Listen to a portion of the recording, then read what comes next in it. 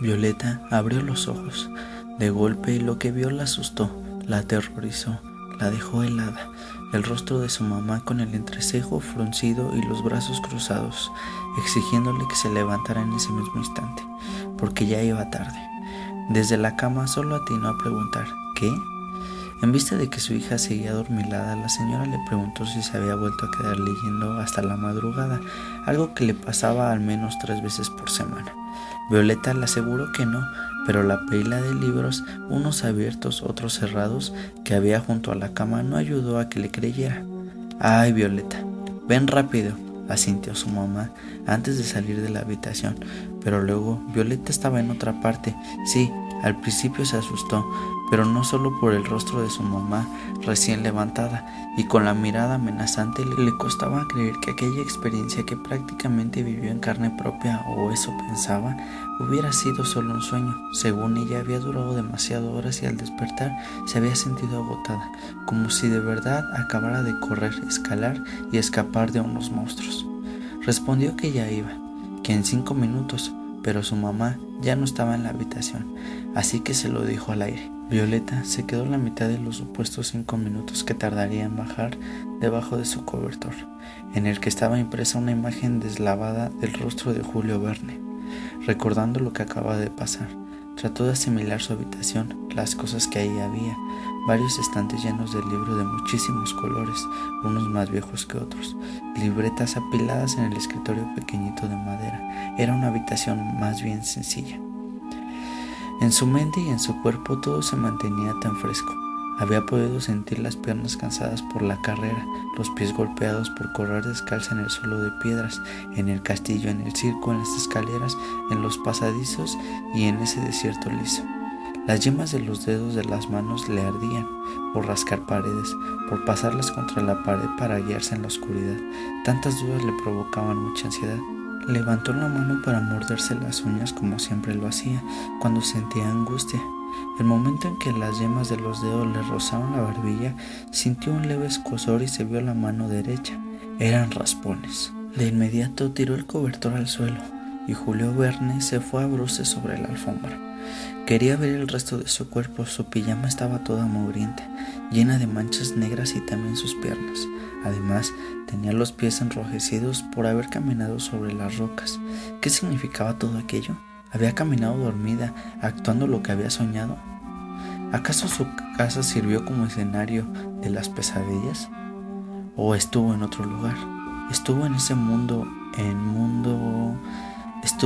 oscuro? No podía dejar que su mamá ni su tía la vieran porque creerían que salió de noche, que estuvo jugando en el patio o en la calle.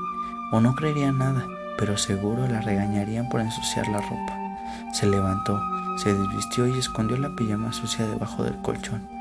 Brincó a la regadera, se aseguró de limpiar toda la mugre, incluso la que le quedó debajo de las uñas, y bajó a desayunar.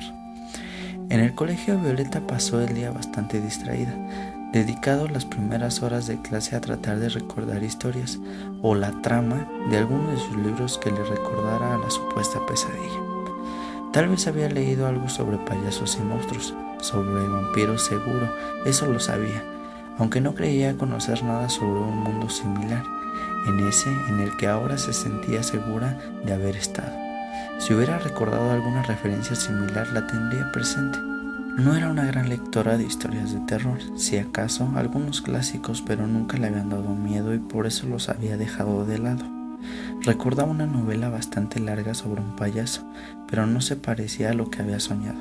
Tenía la colección de los clásicos de las versiones infantiles de Frankenstein de Mary Shelley, Drácula de Bram Stoker, unos cuentos de un señor de nombre Lovecraft, además de otros libros que incluían monstruos de todo tipo.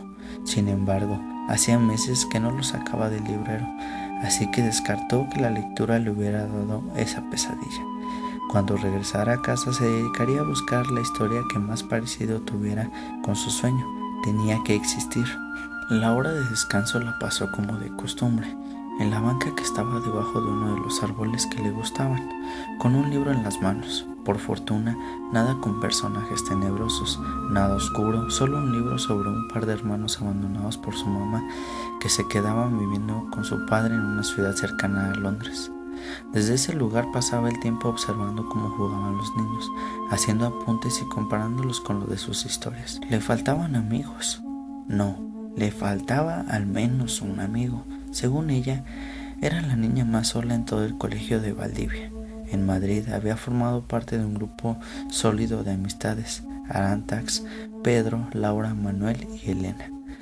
Como ellos compartían todo por teléfono y solían enviarse imágenes, aunque sobre todo las mandaba ella, cuando quería mostrarles las montañas de Santiago para sus amigos españoles, Chile, donde vivía Violeta, en ese momento era un mundo totalmente desconocido en el que nunca o casi nunca pensaban. En la última clase sacó una libreta y se propuso anotar todo lo que recordara del sueño, sin detenerse. Haría un ejercicio de vaciado de ideas e imágenes sin orden y luego ya se ocuparía de atenderlo. Durante 50 minutos estuvo escribiendo todo sobre el papel de su libreta del Principito. Mientras lo hacía, se dio cuenta de que en su mente todo seguía muy claro, muy vivo. Por lo general, anotaba los sueños que le parecían lo suficientemente raros o en los que parecía su papá. Y es que le daba pavor olvidarlo. Sabía que siempre recordaría su rostro porque había fotos en cada esquina de la casa y también en varias carpetas de la computadora de su mamá, pero sí podía olvidar su esencia. Las sensaciones. A veces la recuperaba en sueños, pero solo en sueños. Ya no podía sentirse como se sentía con él cuando estaba despierta. Así fue como empezó a anotar sus sueños, primero los de su papá, luego todos aquellos que consideraba de valor. Cuando sonó el timbre, contó 16 páginas de su cuaderno, 16 páginas escritas con tinta azul y en letra cursiva. Ya las releería en casa. Luego de una extrañísima comida durante la que no dijo mucho, o mejor dicho, nada, subió a trompicones las escaleras para encerrarse en su habitación. Encendió la computadora, abrió. Enfrente aparecieron las palabras Google Chile y en el recuadro buscar en Google o escribir una URL. ¿Qué iba a buscar? Primero tecleó la palabra mundo oscuro. Solo una en las ligas resultó importante: un portal que hablaba sobre terror, miedo, todo aquello que fuera sobrenatural en la vida real y en los libros, películas, mitos. Después escribió payasos terroríficos y dio clic en imágenes. Aparecieron muchísimas caras pintadas de blanco, con colmillos despintadas, cuarteadas. Casi todos eran dibujos y otras pocas parecían sacadas de películas o series de televisión. Lo cierto es que alguno de esos payasos pudo haber sido lo de sus sueños, aunque no fue un verdadero sueño ni una pesadilla, y ya no sabía cómo llamarlo porque lo sintió demasiado real. Eran tantos los payasos malvados que encontró en el buscador que le parecían imposible buscarlos uno por uno para ver si alguno se parecía a los de sus sueños o sí. De hecho, era un miembro de su grupo. Volvió a la página inicial. Estuvo así varios minutos en el cursor parpadeando dentro de aquel recuadro que le pedía que buscara algo o ingresara una dirección.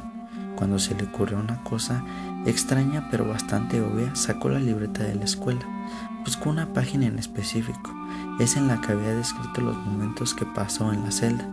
Había apuntado los nombres de los otros 5 niños, con todo y apellido. Le recordaba a todos. Uno de ellos se le había quedado grabado porque los habitantes de Mundo Oscuro los habían atrapado los dos juntos. Fue a su perfil de Facebook y, con algo de miedo por lo que eso podía implicar, tecleó Iker Valdivia. Aparecieron varios perfiles, buscó uno por uno, aunque creía complicado encontrar un rostro en específico entre tantas personas. Siguió. Luego de unos 20 rostros, entró a su perfil, pulsó el botón en enviar solicitud de amistad.